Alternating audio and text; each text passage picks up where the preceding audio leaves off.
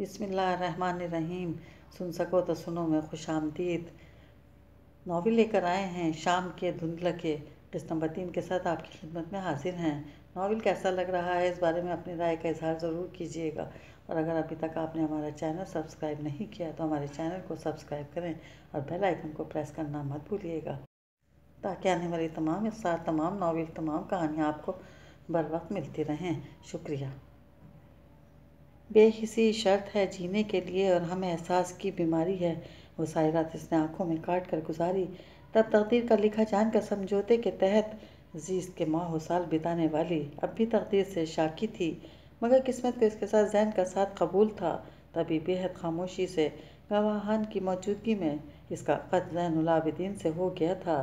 زندگی نے اچانک اپنی تمام تر خوبصورتی اس پر نچھاور کر دی تھی۔ اس کی پلکوں پر سجے محبت کے تشنہ خواب تکمیل پا گئے تھے۔ وہ اس کے ساتھ نہ صرف سجتی تھی بلکہ اس کے دل کے ایوانوں کی ملکہ تھی۔ گھر بھر میں دعا کے نام کی پکار پڑتی تھی۔ بی جان بے حد خوش تھیں کیونکہ ان کا لخت جگر خوش تھا۔ پھر پھپھو کو منا کر زین نکاح میں لے آیا تھا۔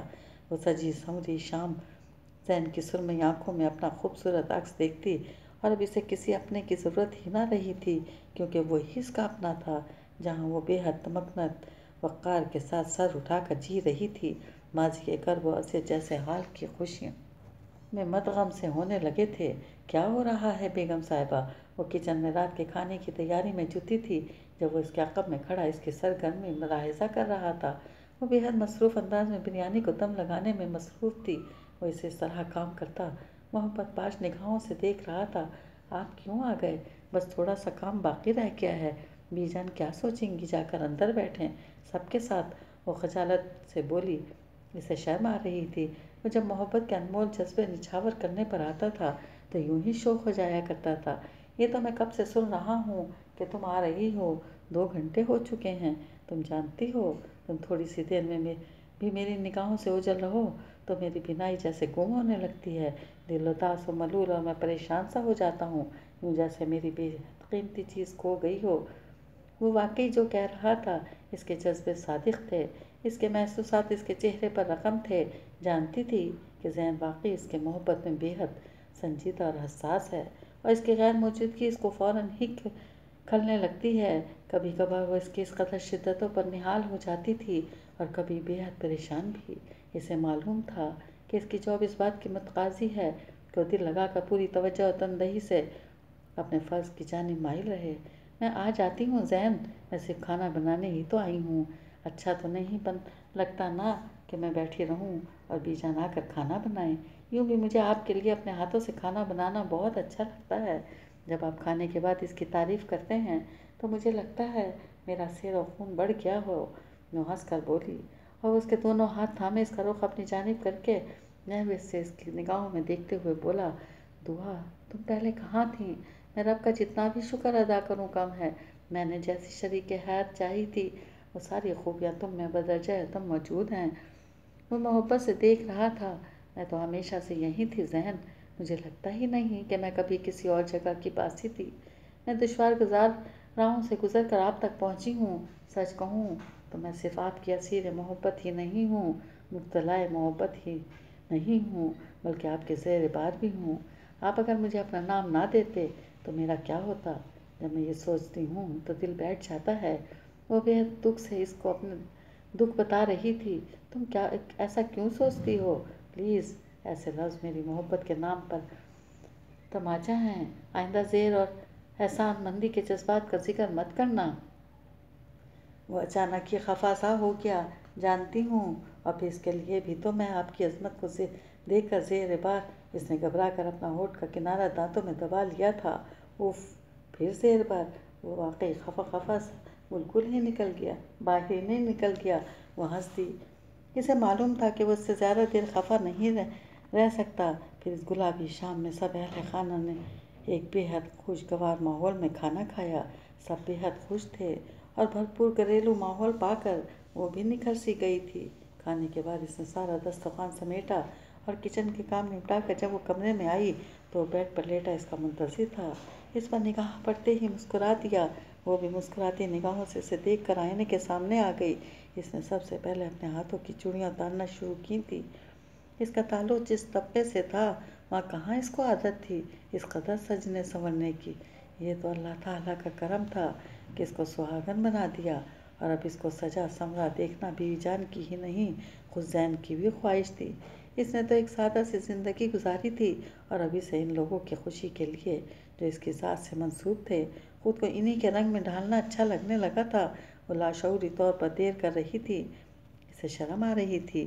وہ جانتی تھی کہ وہ بڑی شدت سے اس کا منتظر ہے۔ وہ اس کا انتظار کر کے از خود اٹھ کر اس کے پاس آ گیا اور اس کے کندھے پر ہاتھ رکھے وہ اس کو ہولے سے پکار رہا تھا، دعا ادھر دیکھو۔ اور وہ جو سر جھکائے اپنے ناخنوں سے کھیل رہی تھی، اس نے دھیرے سے سر اٹھا کر سامنے آویزاں آئینے میں زین کا دلکش مردانہ عکس دیکھا۔ زین کی نگاہوں میں محبت کے لہریے رقصاں تھے۔ اس کی لمبی گھنی پلکیں اٹھیں اور وہ اپنے مزاج خدا کو دیکھنے لگی۔ میں کل واپس جا رہا ہوں۔ اس پرفسون ماحول میں جیسے ارتعاش برپا ہوا اور ایک دم ہی تیزی سے مڑی اور بے یقینی سے اس نے زین کو دیکھا تھا۔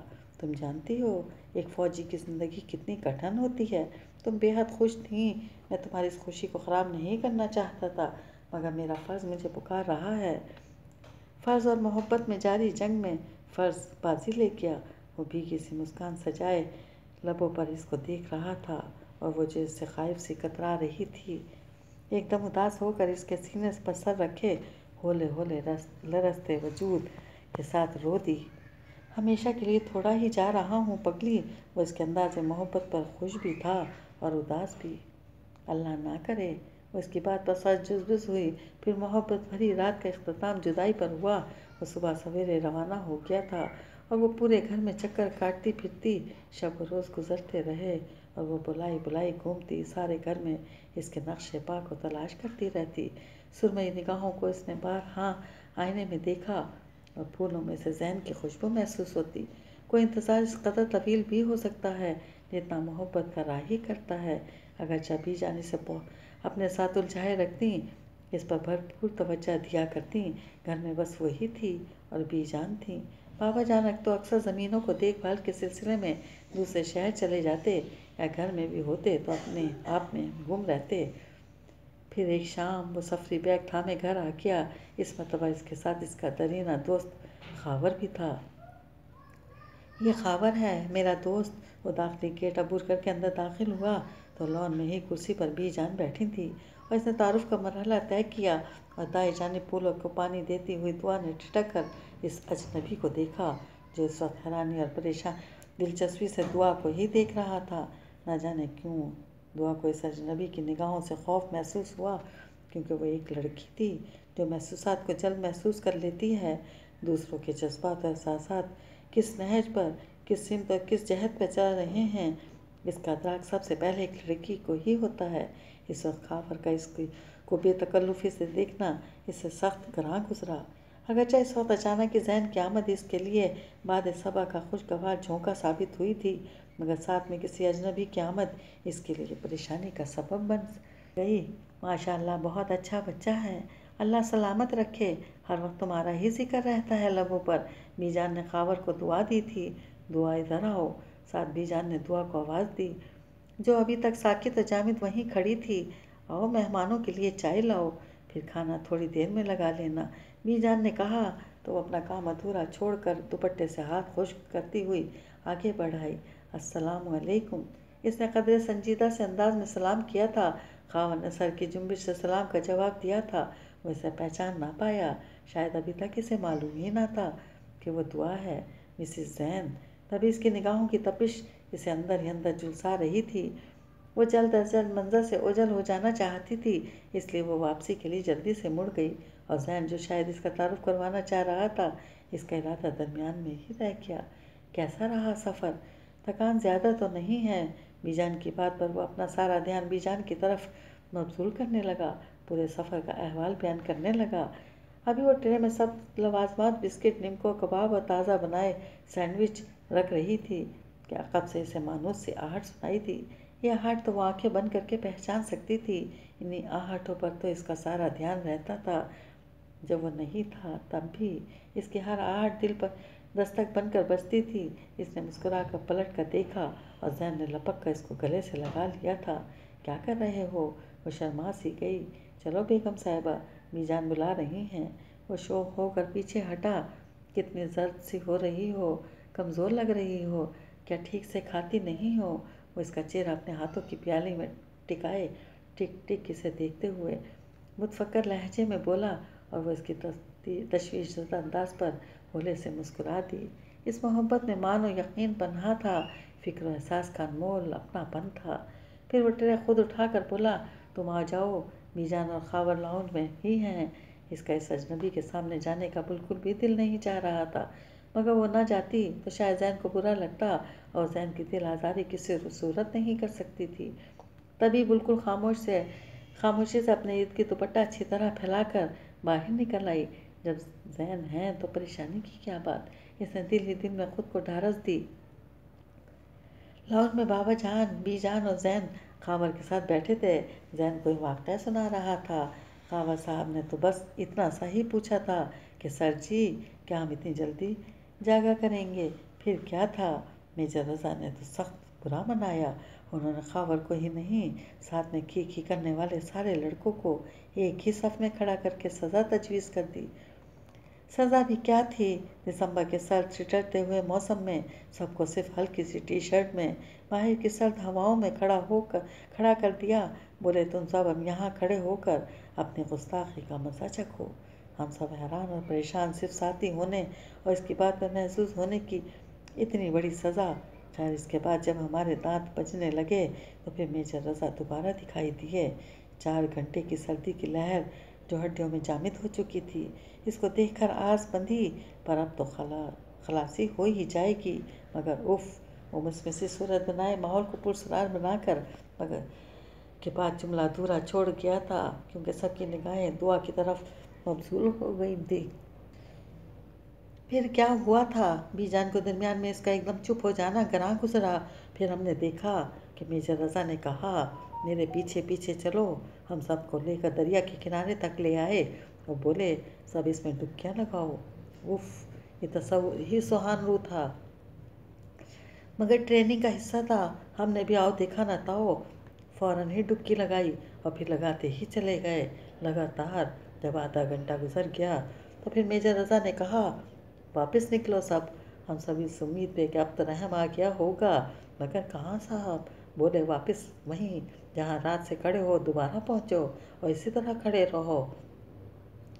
بی جان، میری حالت خراب ہو رہی تھی، اور بوٹ جو پانی سے بھرے ہوئے تھے اور گیلا لباس جو ہوا کی سرسراہٹ سے روح کو برفبار کر رہا تھا، مگر حکم تو حکم تھا، اور احکام بجا لانا ہی ہماری اولین ڈیوٹی ہے۔ ہمارا یہی تو ٹریننگ کا سلسلہ ہے۔ پھر ہم سب وہیں واپس لوٹے جہاں پر ہمیں سزا کے بعد کھڑا کیا گیا تھا۔ پھر آدھے گھنٹے بعد میجر رضا نے دوبارہ کمرے سے انٹری دی اور بولے، یاد رکھنا، ڈسپلن کی خلاف ورزی دوبارہ نہ ہو۔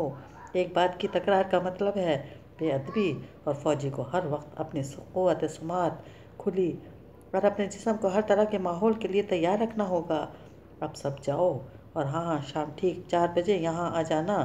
پھر سب لڑکے اس حالت میں اپنے اپنے کمروں کی طرف لپکے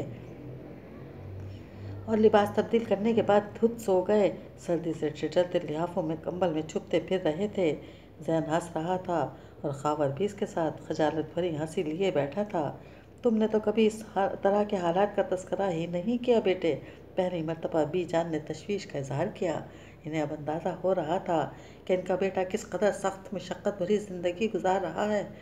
بی جان، میں نے اس لیے کبھی شکوہ نہیں کیا کیونکہ یہ میری اپنی خواہش ہے۔ میں نے کسی کے زور زبردستی پر آ کر اس فیلڈ کو جوائن نہیں کیا ہے، بلکہ یہ شوق ہے، یہ احساس میرے خون میں رچ بس گیا ہے، میرے لہو میں دوڑتا ہوا احساس کہ میں اپنے وطن کی محبت میں یہ کر رہا ہوں۔ اور رہی بات زبردستی کی، تو خاور کو تو زبردستی اس کے بابا نے بھیجا، مگر کچھ عرصے بعد ہی اس کا بھی واپس جانے کا دل ہی نہیں کرتا تھا۔ زین نے سادگی سے کہا۔ یہ واقعی ایک سچ تھا کہ زین نے سب کے روکنے ٹوکنے کے باوجود یہ فیلڈ اپنائی تھی۔ بی جان نے اسے پیار سے بہلا کر ہر طرح اپنے ارادے سے باز رکھنا چاہا تھا، مگر اس کا جوش و جذبہ دیکھتے انہیں اسے جانے ہی دینا پڑا۔ پھر جس دن وہ روانہ ہوا، اس کے چہرے کی خوشی دیکھنے کے قابل تھی۔ دعا نے خاموشی سے چائے کی پیالی بی جان کو دی اور پھر باری باری سب کو پیش کی۔ خاور کو پیالی پکڑاتے ہوئے خاور نے اسے گہری نظر سے دیکھا۔ اس کا ہاتھ تو لرز سا گیا، مگر وہ خود کو سنبھال گئی۔ تم نے ان سے تعارف نہیں کروایا؟ خاور نے جنآمیز لہجے میں دعا کو دیکھتے ہوئے پوچھا تھا۔ اس کا رخ زین کی جانب تھا۔ یہ زین بے ساختہ ہنس دیا۔ یہی تو سرپرائز ہے، یہ دعا ہے میری بیگم، دعا زین العابدین۔ زین نے مسکرا کر کہا۔ اپنی جگہ سے اٹھ کر عین دعا کے برابر میں جا کر بیٹھ گیا۔ خاور کے چہرے کا رنگ جیسے ایک دم ہی اڑ سا گیا۔ دعا نے محسوس کیا کہ خاور کو جیسے شدید جھٹکا لگا ہو، اور مایوسی جیسے اس کے چہرے پر در آئی تھی۔ بعد میں سب اچھے خوشگوار ماحول میں چائے سے لطف اندوز ہونے لگے، مگر خاور بالکل چپ سا ہو گیا۔ بیٹا، جتنے دن چاہو آرام سے رہو۔ بی جان نے اس کے سر پر ہاتھ رکھ کر دعا دی تو خاور چونک سا گیا۔ بہرحال اس کے نظروں کے زاویے میں واضح تبدیلی آئی۔ اب وہ دعا کو دیکھنے سے بھی اجتناب کر رہا تھا، جیسے وہ کوئی آسیب ہو۔ دعا نے بھی دل ہی دل میں اطمینان محسوس کیا، کیونکہ خاور جب سے آیا تھا بار بار اس کی نگاہیں اس کے چہرے کا طواف کر رہی تھی، جو اس کے لیے شدید کوفت کا باعث بن رہی تھی۔ اب جب کہ تعارف کا مرحلہ طے ہو چکا تھا، اس نے بھی اطمینان محسوس کیا۔